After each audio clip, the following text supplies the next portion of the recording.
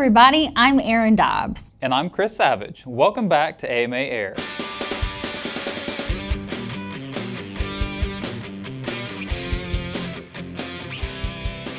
Coming up today, we have a behind-the-scenes look at this year's Toledo Expo.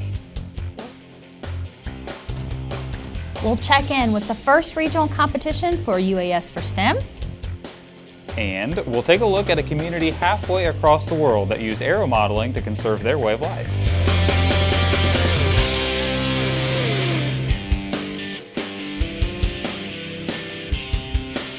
Thanks again for joining us here on AMA Air. Spring has sprung and the weather has been beautiful, which means one very important thing. A lot of us can finally get back to flying. That's right. And speaking of flying, let's get started with our top story from April, the Toledo Expo. Chris, you were there representing AMA. How was it? Tell you what, Erin, the show was awesome. This was the 62nd year for the Toledo RC Expo, which is an amazing history. As usual, lots and lots of cool products there, a great turnout from the vendors. I actually got to speak with a lot of really nice members who had nice things to say about the show, so thank you for everybody that stopped by and talked to us. We actually have some behind-the-scenes footage of the Toledo Expo. We're featuring some of the vendors, some of the exhibits, and a whole bunch of other stuff. Let's take a look at it right now. Great.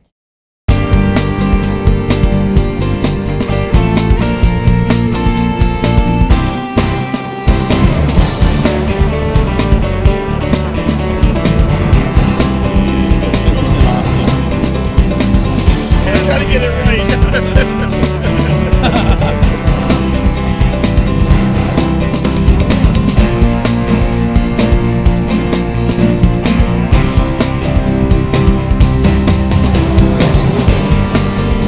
It's the only one.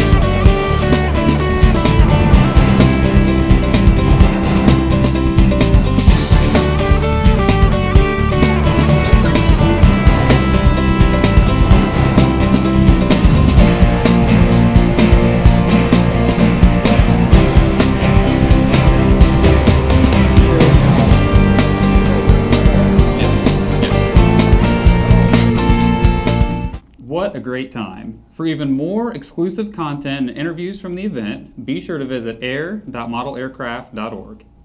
Now that it's spring, clubs are back to hosting events that feature modelers and all of the upgrades they've made to their planes during the long winter. As a matter of fact, a couple of AMA clubs were recently featured in their local news for doing just that. The Riverside Aeromodelers Society of North Carolina hosted their annual Warbirds over East Bend event. The event features World War I inspired aircraft, or Warbirds. The camera crew got a great look at their flying field and some of the models as they took off and landed. Just 4 days later, the Douglas County Flyers Club of Oregon held their first event of the season. The annual fly-in showed off big birds or models with 80-inch wingspans or larger. The club offered some great interviews which stressed the legitimacy of the hobby as well as AMA's commitment to safety. If your club manages to make it in the news, let us know, and you might make it on AMA Air. To send us your story, visit air.modelaircraft.org and click on the airmail button to send us a message. This past weekend, the UAS for STEM regional competitions got underway. The first of these competitions was the Mid-Atlantic, held in Hollywood, Maryland at Hellwig Field, home of the Patuxent Aeromodelers. We had a crew on hand, and they brought us back this story.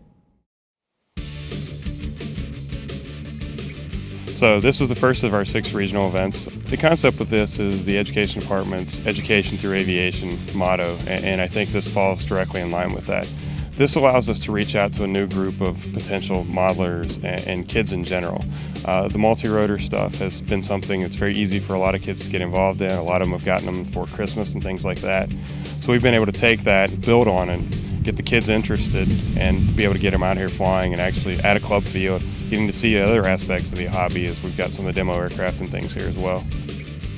You know, programs like this are great because it gives them an opportunity to get involved, you know, learn about something, hands-on activity that gets them, you know, away from computer screens, gets them out doing something hands-on. That's the idea, is for them to be exposed and to learn science, technology, engineering, math, and then hopefully it'll lead to college interest in STEM, internships into STEM, and jobs in STEM fields. I mean, it's so important to have people that can look at a problem and say, hey, you know, even if they're not interested at all in some sort of engineering or science field, you know, there's other roles that can be taken in something like this, because they have to look at, okay, well, we have timeline, we have scheduling, so you have management roles there, you have scheduling roles, you know. It's very important that they get that experience. You know, it builds confidence, they learn leadership skills. There's so much that people get out of a program like this. So as last year, we ran this as a partnership with the Navy Education Office, and some of the teams there had significant difficulties. We had over half the teams were unable to even be flying, and we actually had them come down here, and several mentors got together and at least got them in the air before the end of the event. This one, the teams, a lot of them are returning teams, and they are significantly further along this year. You know, when going from 12 teams to 20 plus local is amazing, and it going national. Definitely could not have done it without the AMA's help, because they solved so many problems that we had as hurdles, and we were able to do it in 1 year instead of having to wait another school year to do it.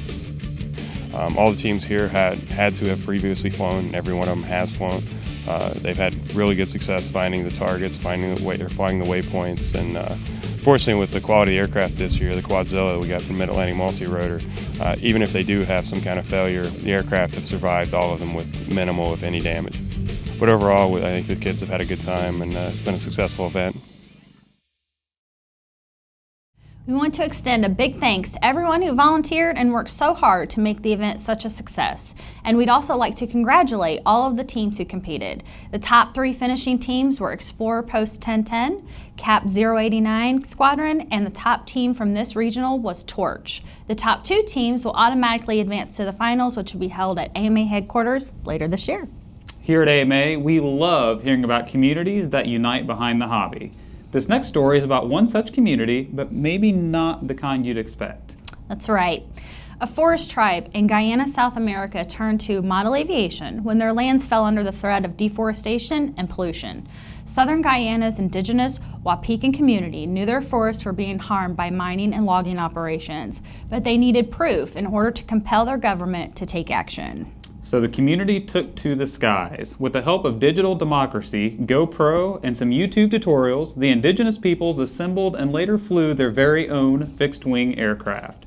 An onboard camera allowed them to take aerial photos of their land, proving once and for all that illegal activity has been jeopardizing their way of life.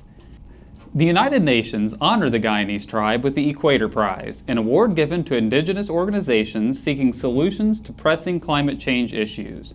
While the tribe is still in the preliminary stages of their meetings with government officials, they remain optimistic that air modeling will help them regain control of their lands in the near future.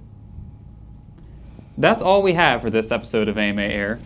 We truly hope you've enjoyed your look at the news around the hobby. Be sure to like and subscribe if you haven't done so already. And if you're not yet a member of the Academy of Model Aeronautics, head over to www.modelaircraft.org and sign up today.